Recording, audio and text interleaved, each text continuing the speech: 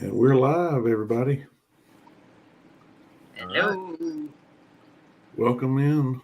We're going to be talking about a good one tonight. The IFC MidKnights. Got horse. I have Cheetah View.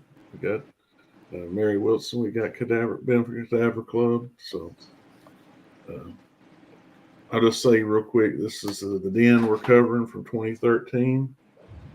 It is Zach Donahue. He's the writer and director. He had another writer with him. I didn't write her name down, but yeah, this is an interesting title and set in the current age, really, dealing with video chats and similar to chat roulette, the way it works. And before we really get into it, I was just going to see if any of y'all ever used a program like that before, because I had not. I used like the standard chat rooms back in the infancy of the internet, but that was about it. I think I'm too old for that shit, to be honest with you. Like, I yeah. remember when chat roulette came out, I was like pretty much older than what's her face in the movie. So Elizabeth, I guess. So I think I just missed the boat on that in general. Done a lot of video chatting though. Right. I never even heard of chat roulette until today, until they mentioned it here. Yeah, and that's something that to me I don't think I would want to do, because there's the whole random thing of you never know who you're going to connect to and what they might be doing. And of course, in her research, she sees a lot of things she'd rather not have seen. So, but yeah, it's Elizabeth Benton, played by Melanie Papalia, I think is her name. And she looks so familiar. Yeah, I had thought I'd seen her in something before, but I couldn't really place it. But she smile. She's in college. She's doing a graduate project for sociology, and she is friends with someone who's on the graduate board, Sally, played by, I think, Seda Erica Ecolona. That's how you say the name. And she's depending on her to help her get the funding she needs, the grant, to be able to basically sit around and be on this program or this site called the Den, and research and try to have as many conversations with strangers, and she's recording everything that she's doing while she's on there. And it's a very ambitious project.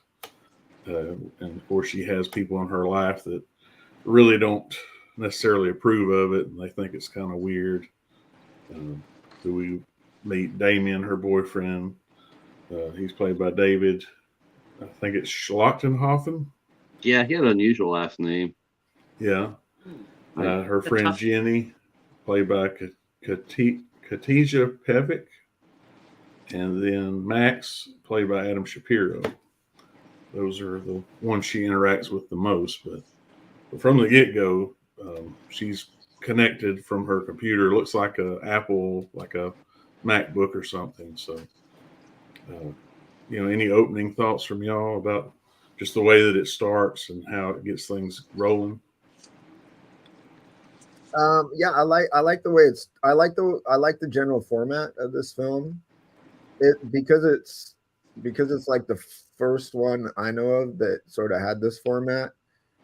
There's some moments where you're like, how are you screwed? Like, what the fuck, dude? Like, really? It doesn't have the same, like, movies that follow. There's like a reason people are in a Zoom call or something, or group video chat. So there's a reason why a webcam is recording everything. But in this one, they're like out in the world and everything, and it's kind of weird. But I liked it a lot, and I like that it just opens with like her desktop, Yeah. Because I don't think it got a theatrical release, but I think a lot of people, I saw it first on a streaming site. So I think a lot of people watching on their laptops, it's a very novel approach. Mm-hmm. What about you, Yeah. Mary, Patrick? Yeah, well, I liked how it started out. It says the den. I didn't even see what it was about. I wanted to just watch it. So it started out mystery to me. It's like, all right. It said den chat. It's like, all right, here we go.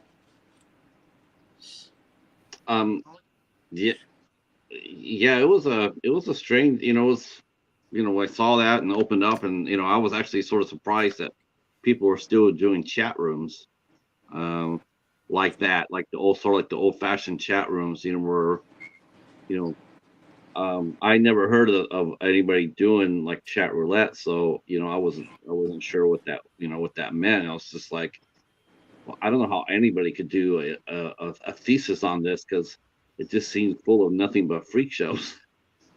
Right. And, see, she starts encountering that. There's people basically exposing themselves on camera, and she'll skip to the next person. And I think there was a younger boy that says, I've got a monster in my closet.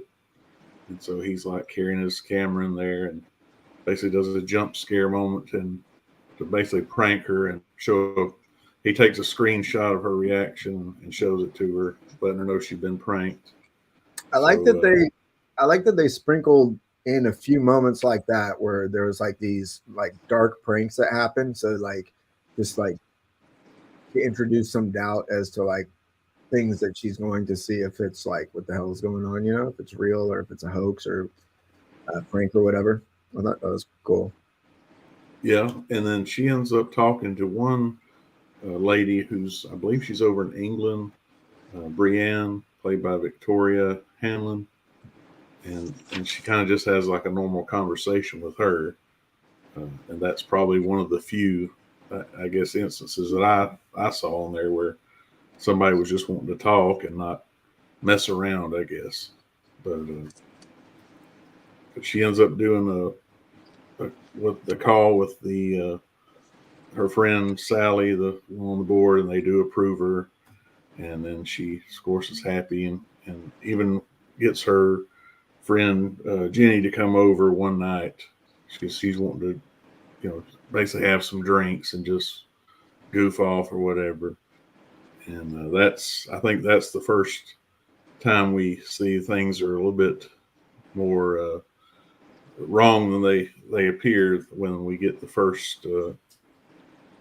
I guess it's like just a picture. They say their webcam's not working, and Elizabeth walks off, and basically Jenny's flipping through and gets back to the same profile, and then they, of course, are like swearing at her, basically saying, "Don't click off of me," and calling her name, really bad name, and then she closes it out and says, "Hey, I'm done with this. I don't want to do this anymore."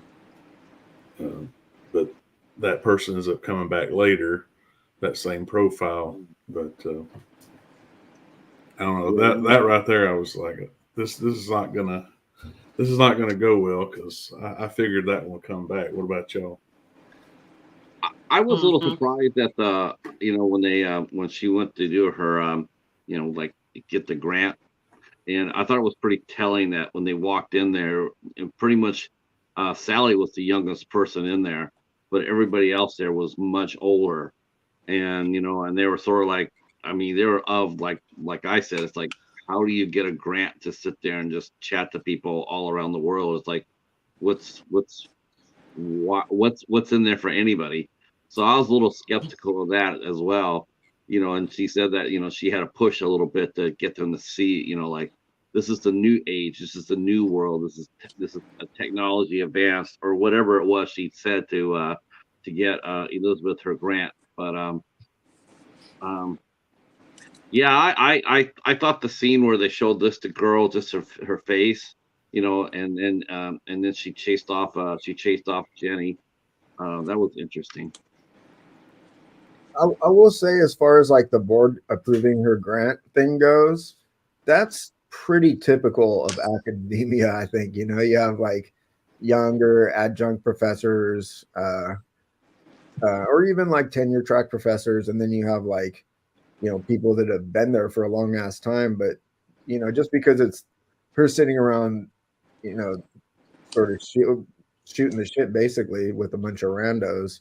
I think her thesis, there's still value that can be had in sort of like this newer way of people communicating. I think I wasn't terribly surprised that she got approved for a grant. People are pretty free with their academic grant money.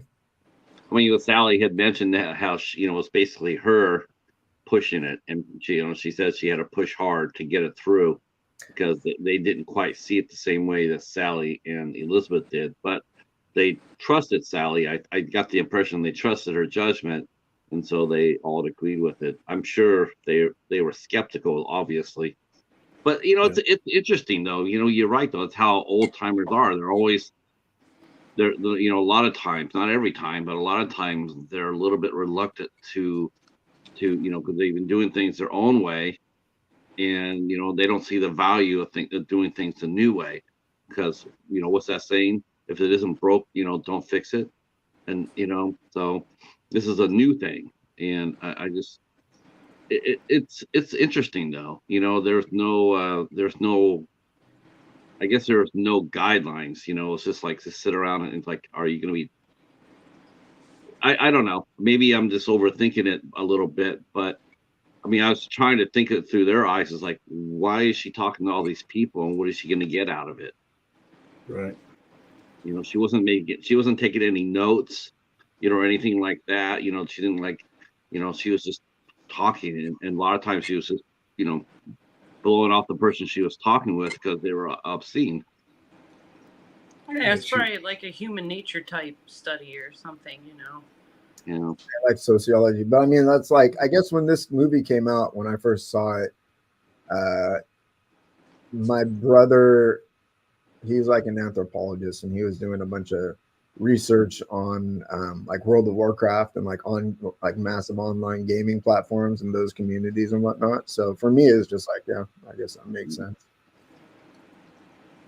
Well, I guess it's from what I remember, the same night she had this time with Jenny was when her account basically gets hacked, and that night while she's sleeping, you see on the computer screen where basically they're basically trying to crack her passwords. They enter in incorrectly, and I guess eventually figure out what it is so they can get in there.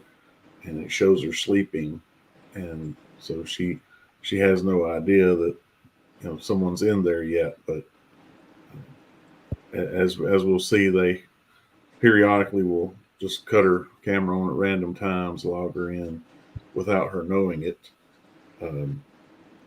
But she goes, I think it's the next day, she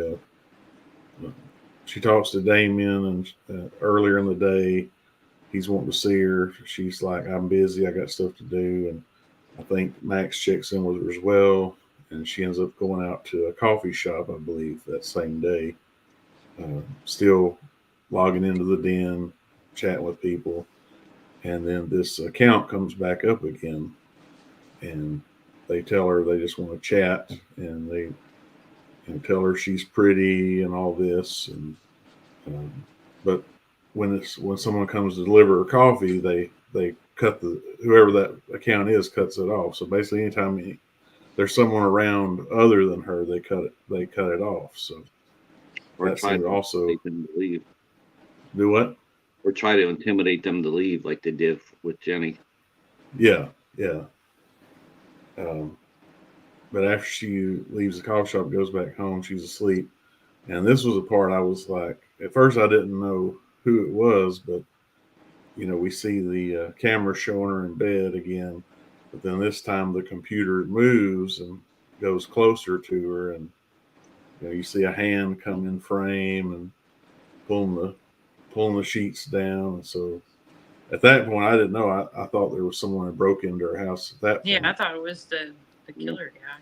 Sure. And that's kind of what leads you to believe until we find out it's Damien. I'm guessing that they've been seeing each other long enough. They each have a key to get in each other's place, and he surprises her and wants to have some intimate time with her. And of course, she signs out of the program and thinks that's it. But since they've already hacked her computer, they end up logging it back on, and unbeknownst to them, and take a recording of it and subsequently email it to the whole graduate board.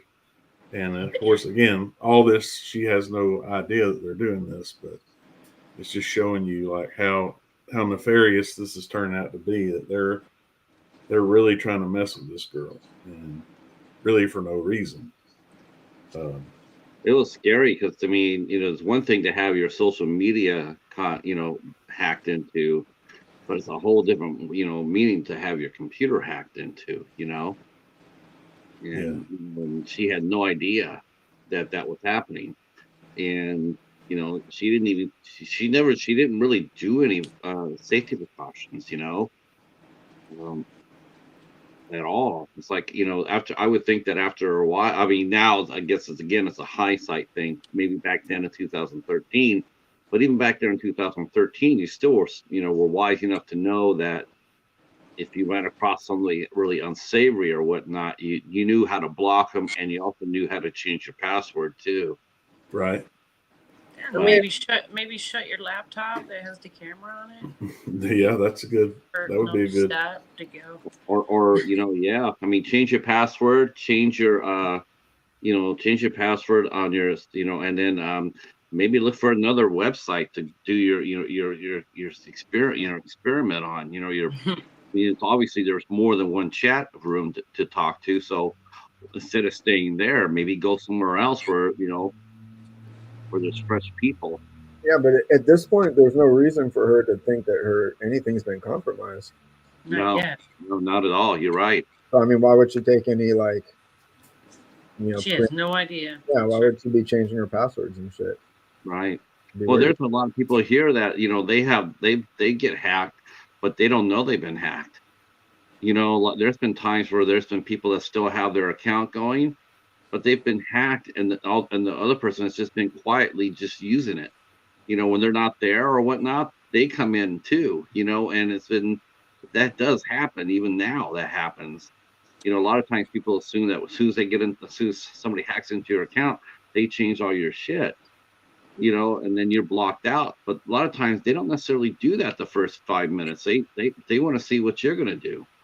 They could sit there and basically piggy bank off you for a while.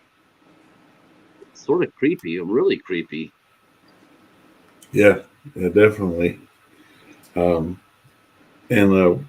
another character I should mention, she ends up doing a video call with her sister Lynn, who we find out, is expecting a child, and she's played by Anna Margaret Heyman, I think is the name. And so that's one of the things she's doing throughout the course of her, taking a break from being in the den. And so she ends up getting another message when she gets back to, doing her research from this same account. But this time, instead of being nice and friendly, they're like, they like to watch people. They said, like, when they watched her and her boyfriend have this intimate time, of course they're a little bit more crude about it. Mm-hmm. And that's when they turn that camera on, and we see the girl, I guess, from that picture, but this time she's tied up, bound, and someone comes in the room and basically slices her neck open and kills her right in front of her. And that is, a horrific thing to think and to see. I mean, especially on a program like that, she was, and so she immediately calls the police, and takes it to the, police department, show it to the detective there.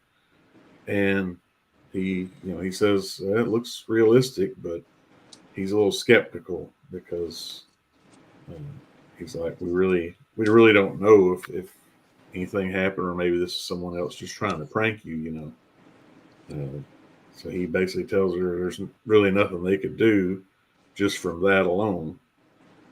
But she just doesn't want to accept that, she really thinks this girl has been murdered. And so she's, from that point on, she's just very I don't know, her whole demeanor changes to me. I think, but yet she continues to do her research, and after the encounter with the policeman, she ends up seeing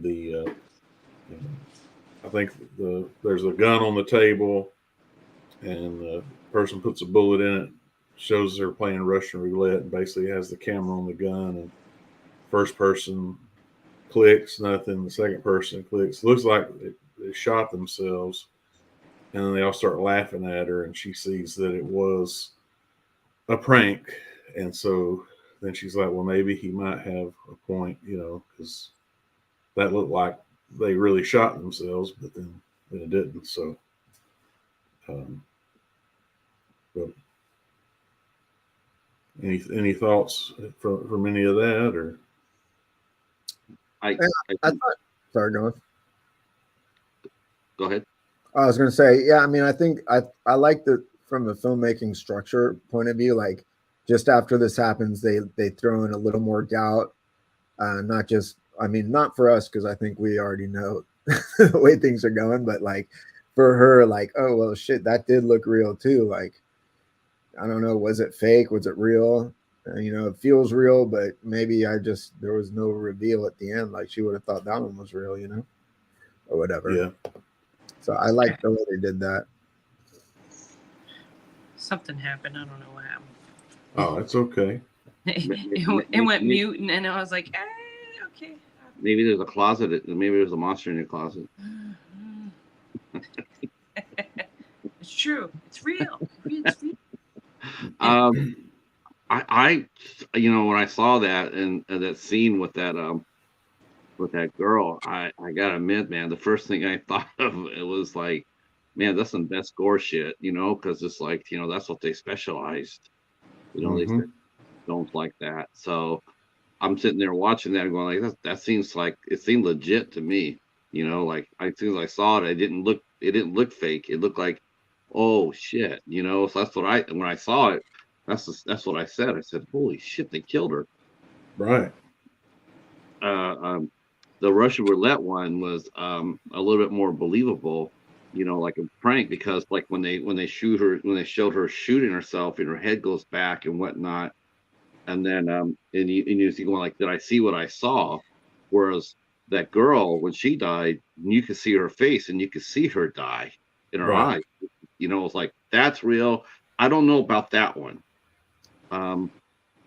Plus there was no screaming in the Russian roulette one. Like if that had been real, there would have been a lot more noise, but they were just like, but the other one, the other one was really, that was you could tell that was real.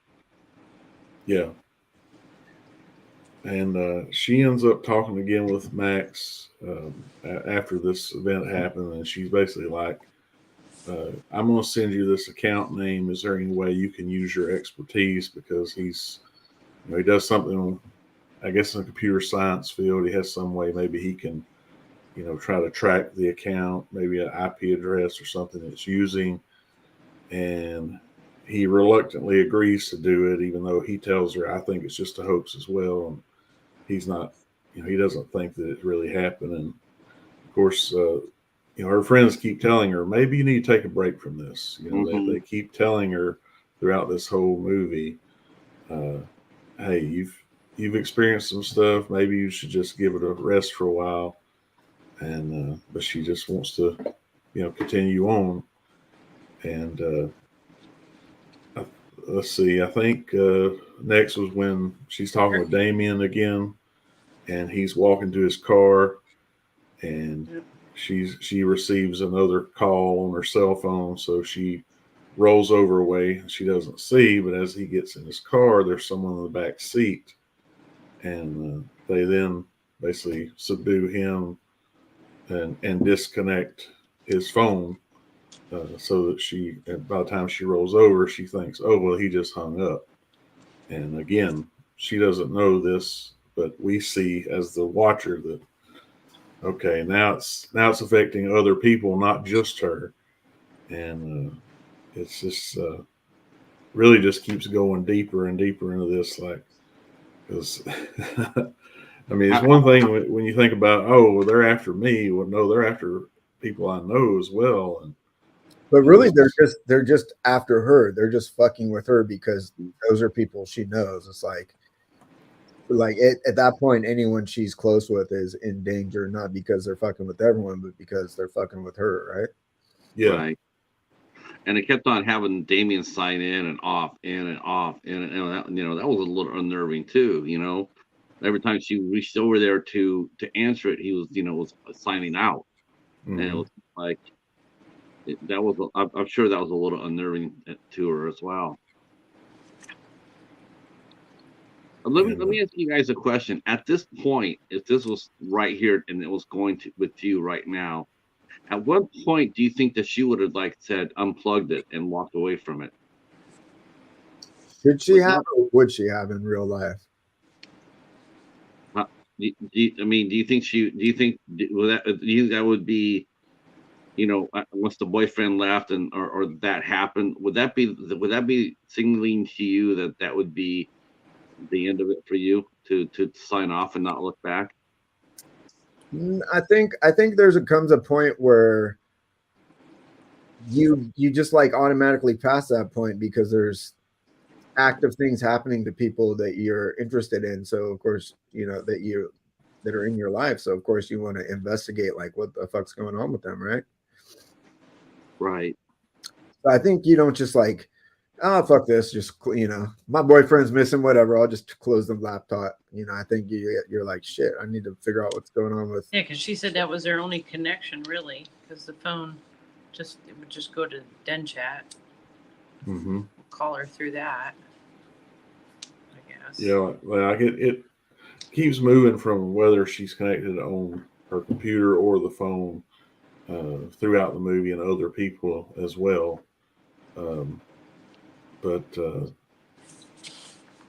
So she keeps trying to get in touch with Damien after that evening, can't get in touch with him, and then she gets another video call from Sally saying, "I need to talk to you right now."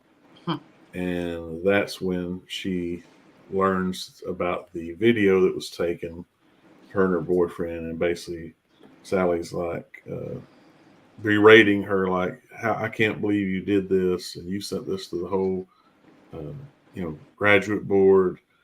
And she's like, "What are you talking about?" And then she searches through her email and finds the video, and she's like, "Somebody hacked my account. I would have never, I wouldn't have done this." And she's like, "Well, regardless of that," she's like, we've got to put this on hold.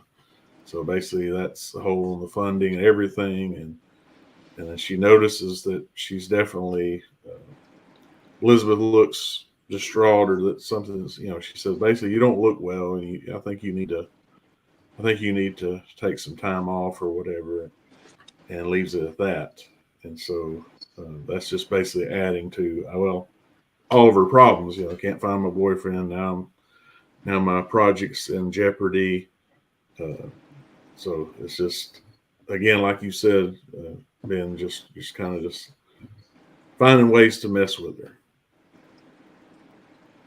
I know you said something that I was glad you mentioned, Haas, because I thought it was pretty important too when I was watching it. And you mentioned how she's starting to look distraught and drawn and worn out. And I thought that was really good because she's a really pretty girl. And it would have been easier to keep her looking all fresh as a daisy throughout this movie. But the fact of the matter is that they showed her looking more and more disheveled and distraught, less makeup, her eyes, the bags underneath her eyes, the strain in her. It is starting to show on her, the stress and the strain. I thought it was really good, really well done by the director to show that side of what was happening, because you would end up being a basket case. By this time, most people would already be climbing the walls because it was such a stressful thing. And I thought that by allowing her to show that through Elizabeth, that we as a viewer, we also could feel that as well. It was a little bit of a drain to sit there and watch what was going on with her. And I think next was when she ends up getting a video call from Damien again, and this time it's one of her recordings of when she first talked to him, and it's like rewinding and playing it back, adding effects to it, and she's trying to figure out what's going on. But it was where he was saying, "Look at my apartment." Of course, he had all his stuff in there. Well, then it cuts to another view, and the apartment's totally cleared out, like there's nothing in there at all. And of course, she's trying to call him, and then she's like, "All right, I'm going over there." And then cut to she got the police to come there, and they're looking around searching his place. And of course, there's no sign of him or anything except for his laptop that's there that had connected to her. And while she's there with the police, then these same people that had controlled her account call or do a call with Jenny, again using the whole "my camera's broken" thing, and say, "Hey, got something for you. Come over. You need to come over. Hurry up. Come over now." And so they lure Jenny to come to Elizabeth's place while that she's there with the police. And then they're like, "Doors open. Come on in." Of course, she's coming in. She hears water running. She goes to the kitchen. Turns the water off, and she's like, "Okay, I'm in here. Where are you? Where are you?" And they say, "In the bed." And then she goes and sees. She takes the cover down. There's the laptop there. And then, of course, at that point, someone again in a mask, similar to who was in the car earlier with Damien, they basically incapacitate her. And then it cuts back to the camera at her boyfriend's house, and the detective's basically saying, "Hey, we don't have time to really do anything. If he decided to leave his apartment, I mean, what can we do about that? Like he said, we're wasting time. We really don't have the man hours to devote to this." And basically, he's like, "Sorry." And so she takes his laptop and goes back home, and it's just, again, she can't find anybody to believe her, except for I think it was Max that ends up coming back and telling her about his research that he found that basically they had been using cloning their IP and jumping to different servers or what have you, basically making it untraceable. So it's like going to be really hard to find who originated that first video that she saw of the girl being murdered. She's like a dick to Max for the most part, right? Yes, she is. She's like, I don't know, man. I don't want to be in that relationship where you're just she's just like, that's all you could find. I mean, like, basically like, whatever. And I thought you were supposed to know this shit. Get the fuck out of here, numbnuts. Yeah. I'm not getting any grant money, so neither are you. Right. Well, we don't find out till later. We don't find out till later why that is, because you're right. I mean, she's very cold to him, and we don't figure out. Well, man, it's like, man, she's sort of harsh. Like, why is she harsh on him? I feel like I still don't know why she's harsh on him. I don't think we found anything. Yeah. Oh, really? Oh, well, it sort of explains it toward the end. I mean, we find out because Max and her, they used to go with each other. Ew. Yeah, that's what happened. They were a former couple. That's why she's familiar with Mr. T. Yeah. Even if like you're a former couple with someone and you're still friends with them, I mean, there's no reason. Yeah, but he was trying to come on to her, like physically come on to her, and she was in no mood for that. And she's like, "Are you serious?" Like she wasn't having none of that. But he was trying to comfort her, so to speak. And that's what to me, that's what I was thinking. Okay, because I actually thought, when I was watching this, I was sitting there going like, okay, now this is more of a mystery. Like, who's doing this to her? Any of her friends doing it? Are they all in on a prank? Is this all an elaborate joke? Are they all going to come out, at the end and go like, after they got her all wound up, are they all going to come out and say, "We got you," because you know, it could be a big prank, you know, for the project, because we've already seen on her research that people do nothing but pranks. There's a lot of pranksters going on. So you think that could be part of it. You know, they could be part of this elaborate hoax to get her. Now, what makes you think they were dating at some point? Well, because toward the end, toward the end, when she, you know, she's at her wit's end, he comes up to her, and you know, he's very familiar with her, and he puts his hands on her, trying to get her to hug, and you know, and she says, "Are you serious?" Like, no, you know, the whole chemistry, the whole body language it was more like had gone out together, but they were still friends. But yeah, there was that vibe, because I mean, you know, then she told him, you know, "Are you serious?" You know, and then she yelled at him Is to that get when out. she screamed so loud at him Yeah, to leave? yeah, Screw you, yeah. get out. Yeah, but that's not any clear exposition, right? It's not like they had a conversation or something. I guess that was my question. Like, it's not actually revealed, right? It may be It's implied. I believe it's strongly implied. You know, it's enough there to you know, because I was sitting there going like, "Oh, so they have a history together. I mean, a romantic history." You know, like, Yeah. I didn't suspect that. You know, and that's why I was thinking maybe he has something to do with it. You know, maybe there's something more to Max than what we're seeing here. You know, when I saw that, you know, it's like, oh, okay. Yeah, I You think where you're talking about is when she had clicked on that one link, and basically it erases everything from her computer, like all of her research, everything, and she has Max to come over. He's using like a program trying to you know, recover what he can, and that's, I think, when he does what you're talking about, where he's like putting his hand kind of on her shoulder or something off. She's kind of off screen, but that's what and you're talking about. Max could have did, you know, it's implied too that Max could have did that shit. You know, he had the skills to do that. He's sitting there going, "Man, someone came in there and just wiped off all your hard drives. There's nothing to do to recover it." He knew all that already. He sort of knew how to Yeah, get he around seemed and like get a people. suspect for sure. Definitely, for sure. I never felt like he was a suspect personally. I did. I've seen Yeah, this one. I did too. I thought for sure he was in on it.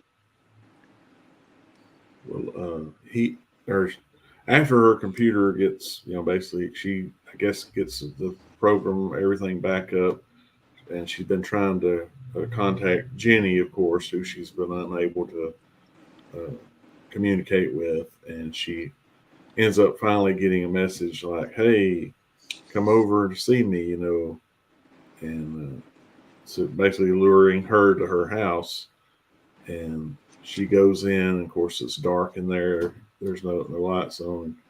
She ends up going to the bathroom because she sees the carpet where it's damp.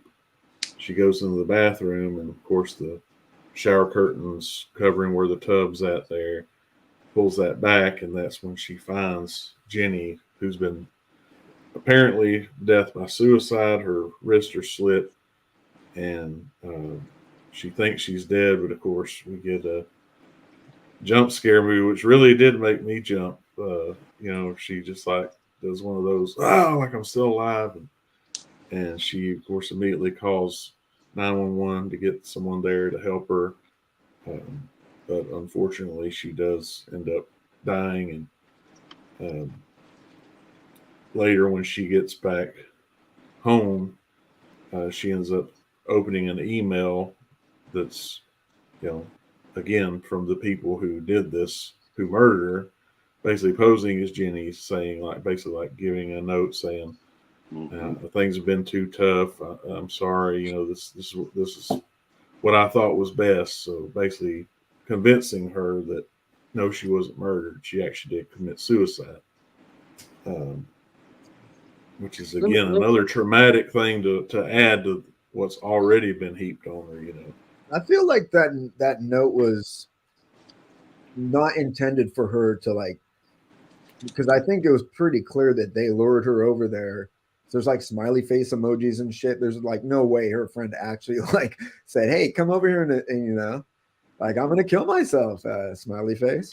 right? Yeah. Right. Yeah. So I think for for her, the psychological torment is that no one knows except her that her friend was murdered, right? At this point. Right. Like she can't prove any of the shit that she believes is happening to her. I mean, would you Right. believe? Would any of you believe a note that was done by computer? I mean, don't you think a suicide note would be handwritten and as being more personal? Yeah, like in the 1800s, maybe. People don't know how to like write anymore, dude. Yeah, they aren't even teaching cursive. Yeah, they don't teach School. cursive. Yeah, they stopped I- doing it. I- Isn't that crazy? Do you guys know what this is? Yeah, dude, but you're 1,000 years old, man. Are you saying that we're old, Ben? We're Okay, old. We're obsolete. You're obsolete. Yeah, letter writing is a lost art nowadays, unfortunately. Oh, That's sad. I it feel is. like I feel like there's no. I feel like social media post is a totally believable thing these days for younger people.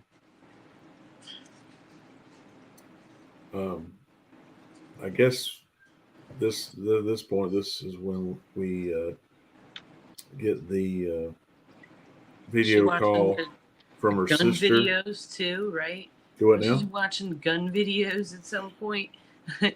Oh Yeah. yeah, I guess that's about this time Somewhere. she watches that, seeing about how to load a gun to protect herself.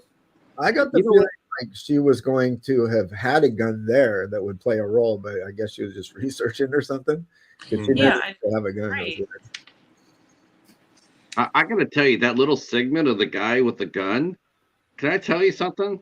I thought that was so well done. It was like, if all the gun videos were like that on YouTube, were like that were practical and effective, and without all the hyperbole behind it, it'd probably be, I was like, that's really responsible. I mean, You had to take a course. Yeah, that guy was great. that's like literally 10 years ago, dude. YouTube 10 years ago was a lot different than it is now, right? Yeah, I mean, how-to videos. I'll search out from time to time if it's something I've never done before or whatever. Even things around the house or with your vehicle, you can find Always the car. basically how-to videos about just about anything. And there's so many of them, of course, like content creators want to make theirs the interesting one. So Mm-hmm. that's why there's hyperbole and whatnot. But the call she gets from her sister, the video call supposedly from her sister, where it's basically them showing that they're looking into her sister's house, and she sees like, oh, this is. So she immediately, I guess, again calls to try to get police there, 911. There's a break-in. She gives her sister's address, and then, of course, she's trying to call her sister frantically. She tells like the 911 operator that her house is getting broken into, right? Right. She says it. She does say it's her house. And then gives them her sister's address or whatever, which I guess was a smart thing to do. Like, I wouldn't have thought to do it that way, but I guess that makes the call a lot more immediate as far as response goes. Probably. Yes. But her sister does that rule that you're not, is someone there? Right. Yeah. Well, she's trying to warn her. Basically, she's like, "Get out of the house! Get out of the house!" And as we can see behind her the masked person that's in the kitchen, so we know they're like really close. And then, of course, the signal breaks up from the call, and then she ends up getting tied up, and we see there's multiple people there. We're not dealing with just one killer abductor. We see that there's multiple people at this point, and they are about to kill her when they hear the sirens coming. And so at that point, they decide, well, we've got to head out. And we see them walking out, but then one of them leaves. I assume it's a camera they set down outside facing the house. It's like the camera they were like walking around the house with, right? Yes, yeah, because you see like they walk over her once they've knocked her down, And but yeah, he leaves that camera out there, but I guess it's hidden to where no one else can find it except like they try to put it where they'll know where it's at. Well, I got the feeling like when the police show up, there's a point where it's all obscured and weird, like there's something on the lens. But there's a point where he pulls it out of an evidence bag and it becomes clear again. So I think the cops saw it, and I think the implication was that one of these people is like a first responder of some sort, like Yeah, they're a cop. One of them is a cop. Yeah. Or like a paramedic, or brazen enough to put on some fucking uniform and go to a crime scene that they just created. It was sort of like they definitely. I mean, when you saw that, then you realize that one of the killers, if not more, are first responders, and it was like, oh shit, Then you get that was probably the first time where you start thinking about it a little bit more, and you started thinking like, because at that time you're thinking it's Damien and Max, maybe they're playing, maybe they're doing, maybe yes, Jenny's dead, and they kidnapped the sister, but Max and Damien would know where those two are and what they're about. I mean, it's sort of like you start to think of like a Scream type of ending where it's going to be Stu and the other guy's name, Skeet or Billy. And you started thinking about that. It's like, okay, is that's where this is going? It's gonna end up being where those two are the killers. But then when they're at the house and you see the camera being picked up, all of a sudden you realize it's law enforcement, because nobody would be inside that tape. You would have to be, be a part of that. You would have a reason to be there, yeah. And didn't he say the father should be here? Right. He comes in and sets the camera where you can see Lynn there sitting on the couch, and he asks, where the father is. Like, well, the father should really be here, like making a point, like giving her advice, to which she's not receptive of. She's like, well, that's really none of your business. No. I never, there's like, I've seen this movie a few times. I always felt like the threat was external. I never felt like it was a whodunit, like one of the people. Well, at first I thought it might be that Max guy trying to get back at Damien because he wanted her, but once you see this is more than one guy, it's like, well, I didn't think it was Max and Damien. No way. No, once they were inside the house, then they were. No, I didn't feel that either. I was like, wow, there's a lot of these people. Yeah, a lot more going on than just a couple boyfriends. Yeah, well, the one who had picked up the camera ends up following the police that escorts Elizabeth back to her place, and he tells her there, and then she goes upstairs and is going to get a bag together to go stay with her sister, Lynn. And of course, the one policeman says, I'll wait outside, I'll be out here if you need me. As he checks her apartment out, makes sure no one's in there. And she briefly chats with Lynn, says, everything's okay over here. I'm just going to get my stuff together or whatever. And that's when I guess the shit hits the fan, for lack of a better term. I mean, because she ends up getting a request from Max, a video request, and you see, I guess it's from inside his house, and then the detective that she had been dealing with is coming into his house investigating. You were talking about effects. This is the effects part too. It was like, whoa. And and so she sees the cop, and he comes over, picks the computer up, but she sees there's someone behind him, and she's like, look out, basically she's trying to warn him, but it's too late. They knock him down and again murder him right in front of her, to see on her camera. And of course she yells, hoping the policeman outside will hear her and come running, but he does, and of course she's freaking out, and she ends up opening her door like she's going to run outside, and she sees basically that cop's been murdered as well and is chained up outside there, basically for her to see right as she opens her door. They were busy. They did that quick, didn't they? Oh yeah, it was. It happens. Like I said, it's just the ball starts rolling and the bodies start piling up. Basically, I feel like that was one thing that felt unrealistic to me. Like nobody running a business or like in the some kind of murder ring is going to like actively go after multiple police officers in one night. Like that's just like no one's going to be inviting that type of shit unless Yeah, that would bring a lot of heat. A lot of heat. Maybe they were getting too close to their program. They didn't want it to get ruined because, they had that website where everybody paid money. Those guys would have took out their business. Well, I think the cops being part of that business is what really scary. Right. Somebody down there. I thought the only thing I thought was a little unrealistic was the detective going in there by himself.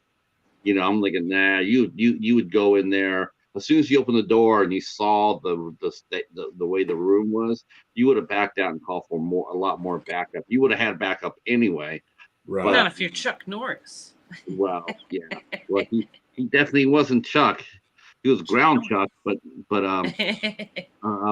yeah, that's the only thing that got me. It's like if the house would have been clean and neat, maybe he walks around a little bit, but as soon as that house looked like a crime scene, he would have backed out and called for help.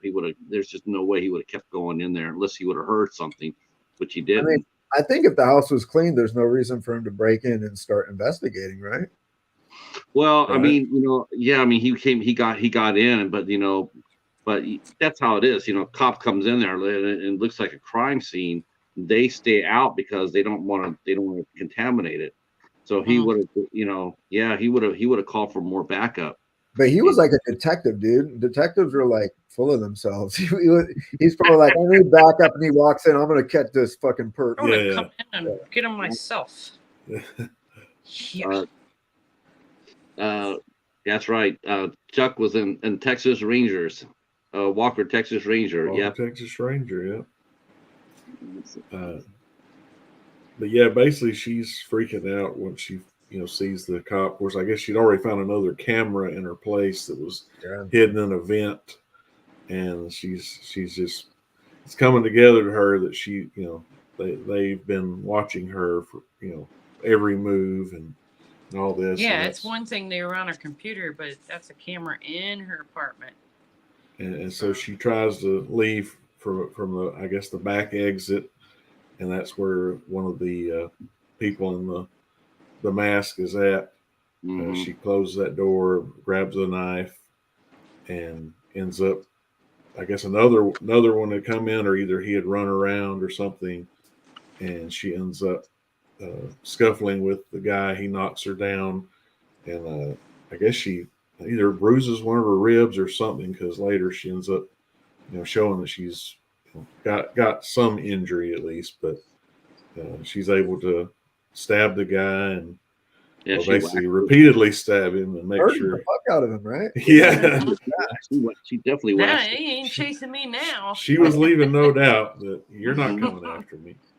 Yeah, you're not coming back in the sequel. Oh. And then I guess again, like she probably thinks, well, that's the one bad guy. Now I just got to get out of here. And so she takes off running. But and when she stops to check herself, like I said, where she kind of shows, it almost looks like a bruise or something, where she might have a little, I wouldn't say internal bleeding, but definitely there's something there. And another masked person basically, knocks her out and apprehends her. And then we cut to where all this, I guess all this stuff's been going on at this. She wakes up in this room, some abandoned building, and she's chained up. Her ankle's chained, and she's in this room, and she has a camera with a light that has been forcefully put into her head. Like she can't remove it. It's not like it's Is it super glued or sewn on there? I thought staple maybe gun. like just super tight around, like a part of her skull that's smaller than the top, basically. Yeah, which she tries to remove it, and we can tell it's causing her pain, so she stops that, and then I think that's when she gets the computer that's in the room with her comes on, and she sees that it's Damien, and he's trying to warn her like, hey, this is really this is really a bad situation, and and she's trying to figure out if she didn't know what had happened to him, whatever. And then the other camera cuts on, and then it's Max, and he's basically telling her, "Don't look at it." He said, "It's just a recording or whatever." And then we see that Max is murdered as well. They wrap the, I guess, cellophane, the plastic around him, and suffocate him.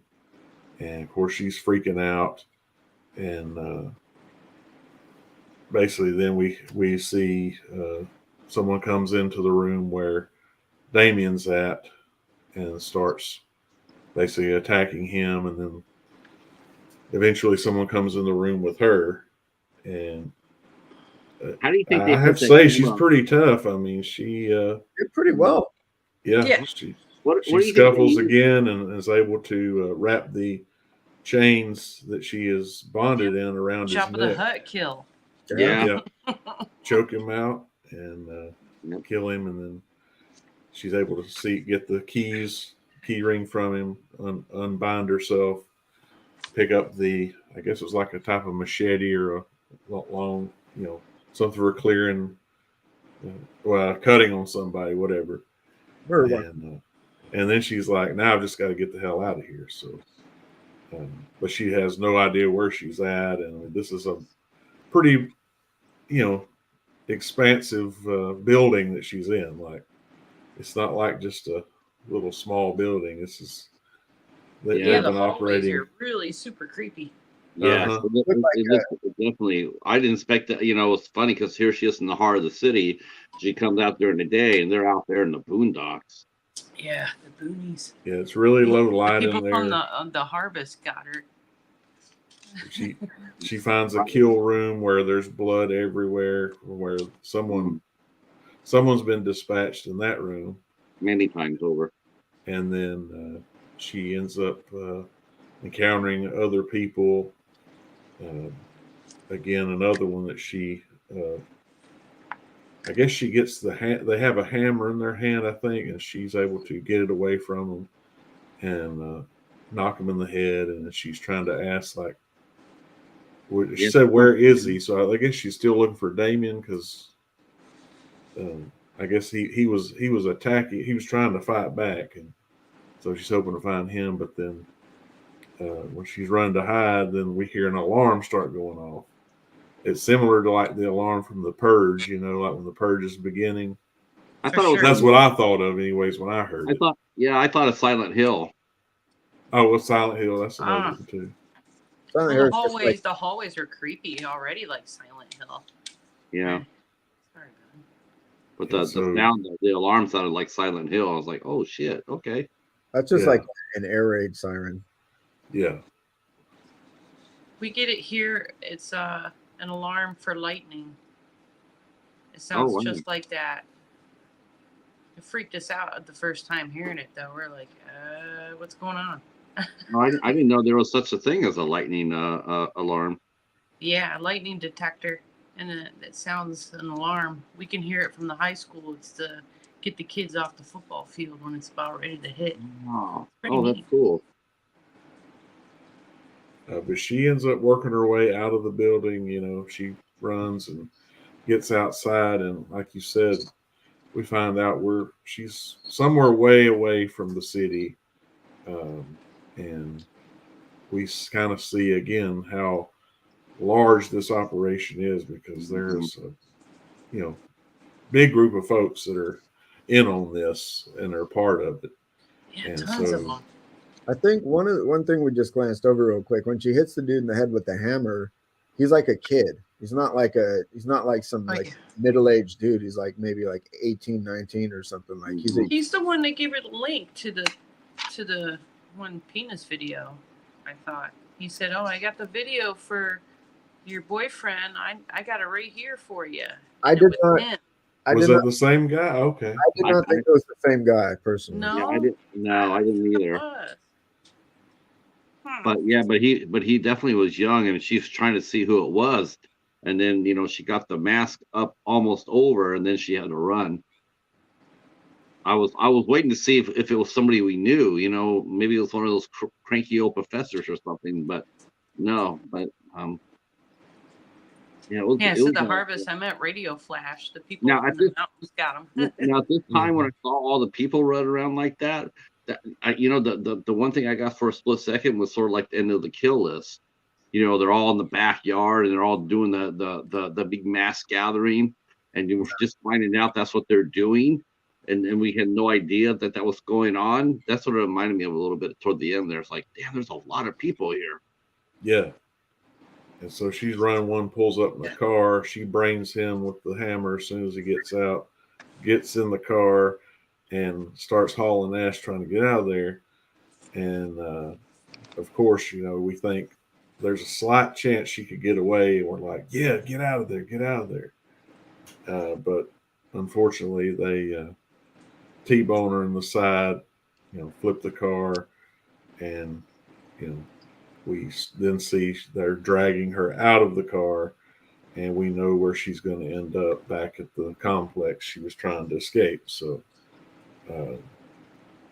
it's like at that point, it's like, oh man, this is pretty much the end for you. That's the only thing you can think, really. And then that is when we cut back to Brienne that we had met earlier, the lady who's over in England, and she's again been going in this same den, chatting with folks, and she gets a message from Elizabeth, basically wanting to chat, and that's when it shows them basically how they're going to kill her, and we see that they basically hang her, and till she's about, I guess, dead, and then they cut her down, and then let her lay there, gasp, get a few last gasps of breath, and then they then proceed to shoot her in the head. So it's really a sad and tragic, and it's like, I really hoped she was going to escape and get Me free. too. We would have a good ending. Yeah, that ending was really it was really disturbing. Yeah, because we just think it's all about this den site, but then we find out that it's a little bit more like an 8mm situation, where there are people that are actually paying to see these murders happen. Kind of like Vacancy. Yeah, or like Vacancy. Mhm. Yeah. Oh, I haven't seen that in a long time. That was a good Because we pull out, it pulls out to reveal that there's a man that was watching this, what they called I'm trying to remember what they call a narrative. Is that what they called it? yeah. It was the Elizabeth narrative, and then of course we see that there's another narrative that has Brienne's name on it, and that's the next one he wants to watch. He's like, well, what happened to Brienne? And it says, of course, well, you've got to get more. You got to upgrade your account, basically, if you want to see this. It's like you got to pay extra. And so this guy's like, oh, well, okay, I'll pay it. And he's got a little boy coming in behind him. Well, yeah, that's the thing. It's like you got to be a pretty sick person to just want to see this type of stuff. I mean, yeah, because I don't know. Maybe does the guy think that it's not real? That maybe this is just people making fake snuff films? I think that was one of the reasons I like this movie, is because it's all about like that sort of online anonymity, and like it is a creepy thing that there's just some random suburban dad who's like into watching people get killed. I felt like he felt it was real, like I'm watching snuff shit, Yeah. and that's why he quickly turned it off when his kid came in. Yeah, Right. yeah, I liked the ending, Yeah. and it's sort of like when I saw the Hell Night ending. It's or not Hell Night, Hellfest ending. It sort of reminded me of the Den a lot. But I like that it's just like you never know who is the sick fuck. You know what I mean? right. Yeah. Yeah, Yeah, when yeah, that you're kid right. comes Yeah. in and says dad, and I was like, Who's doing it? whoa. The one who's doing it or the one who's watching it? You know, what's that, supply and demand? You know, without the demand, there's no supply.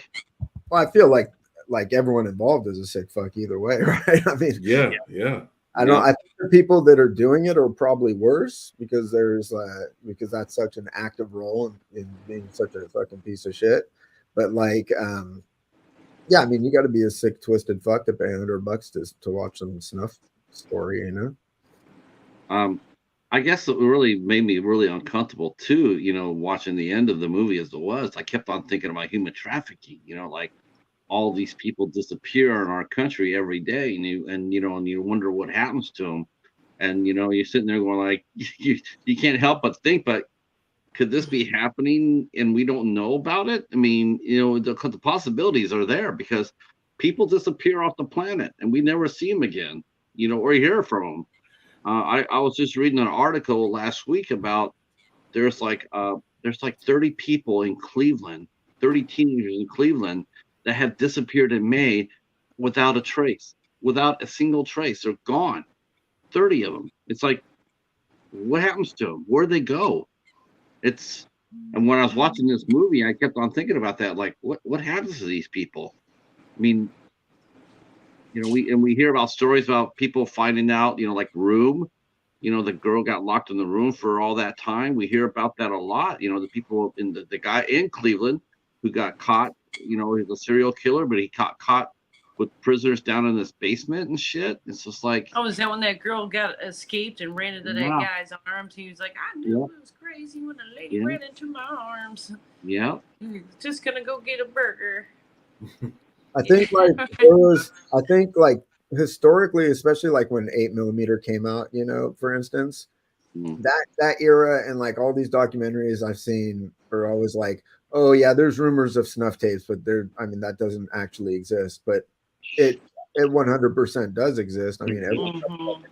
everyone's got Any- like a camera in their pocket, and there's no way that there's some. I mean, there's sick fucks that record themselves doing like crazy shit anyway, like 2 guys, 3 guys, 1 hammer, whatever those gore videos are. yeah, I and- saw that. And so like there's like I mean, there's no way that there's no one trying to sell fucking crazy ass shit like this. Yeah, bestcore.com before it got shut down. That's what it was. There was a lot of those type of videos. A lot of snuff films, basically.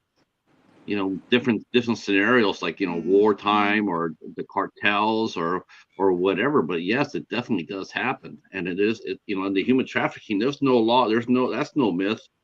That's, you know, you talk to any law enforcement, you know, and we hear about raids happening all the time. We get raids here in Michigan on the regular, and they'll We do do these down here too. they'll do these massive ass streets, and they'll find like 100 people that have been kidnapped or sold or whatever. They'll find all these people, and there's like, where the hell, you know, like nobody knew, you know. But you Nobody, do hear like about red rooms. I feel is like sort of like a creepypasta, urban tale, urban legend type of thing where there's like live stream events that people can like make suggestions like, oh, cut that person's whatever off or blah blah Mhm. blah. That might not be real, Yeah. which I think like, but I think it I don't know, anything snuff related where people are like actually finding entertainment with someone else's demise is very disturbing to me. Yeah, Yeah. it is. You know, I'm a sick fuck as far as like horror movies go, but like Maniac. like real horror like that is just not my thing, man. Right. Yeah, it's. Yeah, I would think most people would have, you know, there's a line, certain lines you don't cross. I mean, again, like you mentioned with horror movies, I mean, there's there's some movies I've heard of that I won't watch just because of the things they deal with, and that's just a personal choice. But you know, Everybody has the boundaries, you know. Everybody, right. you know, even us, you know, we're all horror fans, but we all have boundaries. Like we'll go to a certain place, but we don't want to go past that, you know. Mm-hmm. I fast forward. Yeah. Rusty says that stuff is everywhere. He sees so many true crime shows, and there's a lot of that found. Yeah, there's a lot of freaks out there. More and more, it seems like every day. Well, it seems like that because we're more connected and we hear about stuff more, you know. And people are always like documenting their whatever the fuck they're doing now too. I almost got taken a couple times down here as a child, so Yeah. Florida's no joke. Yeah. You know, once in the mall and once right in the front yard. So, you know, keep an eye on your kids no matter what. Like, Yeah, you're just going inside now. Come in or come closer to the house. Don't play on the edges if your parents aren't out there. In the mall, you know, it was back in the day you would go to JCPenney's and play the Atari or the Intellivision. Your parents would go shopping. That's when the guy, you know, he filed me right out with my parents, and they weren't there. I thought I was right behind me, and they ended up not being behind me, and this guy tried to take me right out in the parking lot. And thank God the JCPenney lady was there. She said, "Is that your dad?" I said, "No, he's trying to snatch me." I said, Yeah. Thank you, JCPenney's. So yeah, it's a big deal down here in Florida. I don't get it. Maybe all the ports, they could ship you off real quick, I guess. Mm. I was just a little kid when they did that. I'm Yeah, a little bigger now. I'm harder to take. Yeah. I got you. Yeah. That's right. That's right. Yeah, we're all a little wiser, you know. But yeah, it's a spooky situation. Gotta watch out. It's definitely something that could happen, for sure. You know, the first movie I ever saw like of this genre was that movie Searching, and you know you know damn exciting, you know, and I liked the casting in that too because they played a couple of actors against type, and it made the movie a lot better for me. But man, but I have to, as much as I like Searching, I thought this was definitely the better movie. This was definitely the better movie, the more effective. This was really frightening, to tell you I the feel truth. like Searching, they're Yeah. similar format, but they're pretty different. Like one is like a sort of like investigative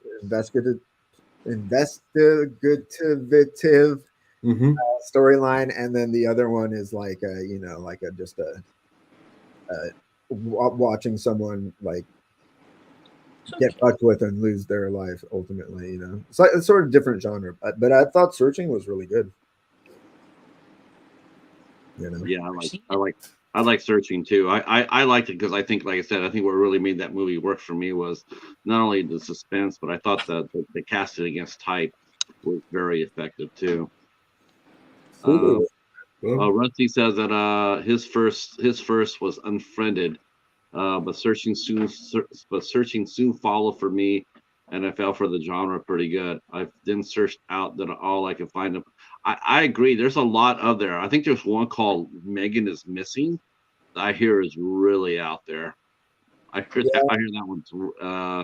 Then there's one called Spree. There's with Spree. I like Spree. That's pretty cool. Yeah, like I think what I thought, actually I thought there's another movie, but I could be wrong about this. But wasn't there a movie called Fear.com at first? Didn't it come out like 2000? Fear.com? Yeah, was that the same kind of thing? It was like it was a standard movie narrative. It wasn't like a different way of telling it, but it was about a haunted website with Jeffrey Combs in it. Okay. Okay, so it was more supernatural. Okay. That's not the one with Malcolm in the Middle in it, right? Don't think so. Oh, I know what you're talking about. Yeah. The video game or something. And No, Fear.com was like Jeffrey Combs. I thought it was Jeffrey Combs and Stephen Ray, but I could be wrong about that. The What would Dustin y'all Hoffman.com. rate this movie personally? I guess you had to. IMDb has it about 6 out of 10. That's just one. Yeah, I average, but thought this was Yeah. excellent. I thought this was excellent. This is one of the this movie actually had the same vibes for me as the movie that we watched and reviewed called Cold July. It sort of has some of the same vibes to it. You know, they're going there and they're finding out that the dad's finding out that his son is actually doing kid porn. You know, that type of deal. And then different style of the movie, the different ending per se, but it still had that same really vibe to it. You know, like something evil, really just inherently evil. I would personally give this one a 9 out of 10. I really liked it. Great movie. Yeah, like 7.5 probably. That's fine. This is a movie that I liked a lot, but I think as a film, there's a few. It's not like a perfect film or anything. No. So I would say on my likability meter, it's probably like an 8.5, 9. But then as far as like an actual like recommending it as just a film for someone to watch, a little lower. Yeah, I would definitely do that too, Ben. I would agree with that because I'd be careful about who I recommended this film to. You know, there's certain people I would not recommend this movie to because it's disturbing. It's a disturbing film. yeah, So yes, but as far as likability goes, yeah, I'm definitely with you. I say a high, and I'd be careful. The movie I was talking about is called Stay Alive. Stay And they Alive. Okay. play an online game that's horror themed, and it somehow like comes to life or something for them. I Like haven't they seen get that killed one. in the game, they'll get killed in real life. Like Okay. I thought it was pretty good. Yeah, I would say I'd probably give this one. Again, I'd say about an 8 for me liking it, but yeah, I would say a 7, 7.5 would be fair. Because it's Yeah. such an early type of this particular genre. Like I feel like it's a little clunkier than people expect as a film, based like I feel like it's like the rough draft, and then other movies have come along and sort of streamlined like why we're seeing everything so it's a little more believable. Like this one, there's just a few moments where you're like, how is this actually recorded? Like how does this, Mhm. it doesn't have the same like focus that some other movies of this type, like Unfriended or whatever, have. Right. Yeah, I mean, there's some choices that the director made that I would agree with that. Like looking back at it, and there are some choices I wish he would have made slightly different choices. Um, but that's probably just more nitpicky than anything else. But it's not a perfect film, but it's damn effective. I mean, I mean, I thought they told the story very well.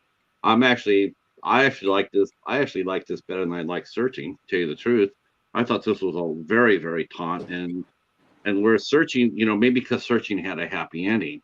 That's the thing.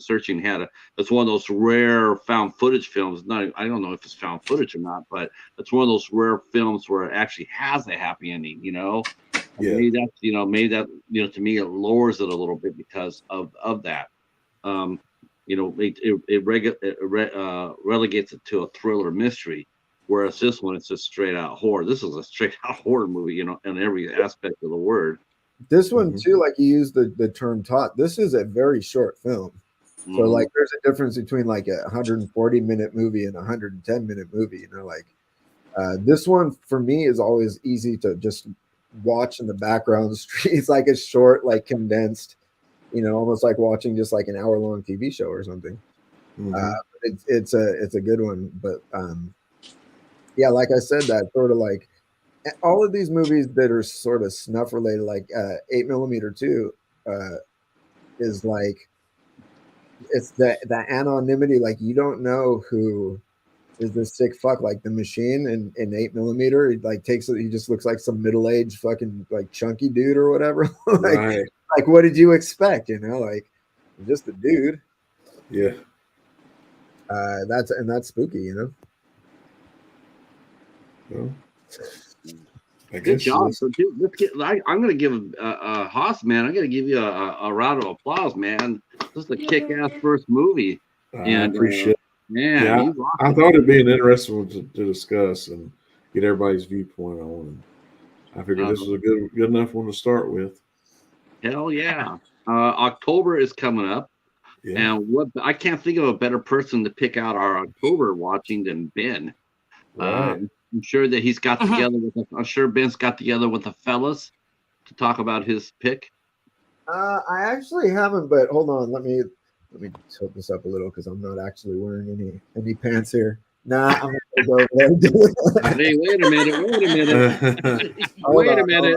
hold on. You can, Oh, you can shit. calm down if you need to. He get comfy cozy. I can hear him now going, "Guy again, bring me back my pants." He could have wore his cup. He could have wore his big red cup. Yeah, yeah. Just put your junk in the cup. That's it. All right, Yeah, here's Rusty says in Florida we have gators in our backyard, so it takes a little bit more to scare us. here's what I think I'll pick. Oh, here we go. Ghost story. Oh, that's so good. That is so Nice. good. Uh, Yeah. I like this movie. It's a cool. It's like an anthology, and I haven't watched it in a long time, so it should Write be that down. I think I cool. might have that one. Yeah, that's a great one. Oh yeah, that'll be a real good one to talk about. Good cast. Look at that. Oh, Yeah. yeah. Yep.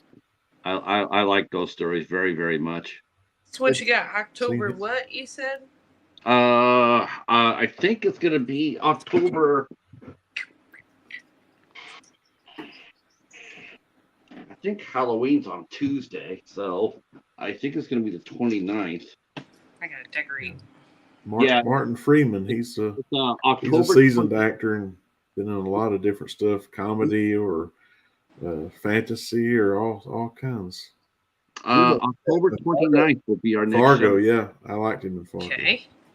29th. Ben. Ghost story. It's good to have it written down because sometimes I go, I forgot. I totally forgot about. I didn't know what day we were doing this one, and I didn't even watch it until I got the link for the stream, and then I was like, oh shit, I gotta watch that one. Yeah, I got you. A few hours ago.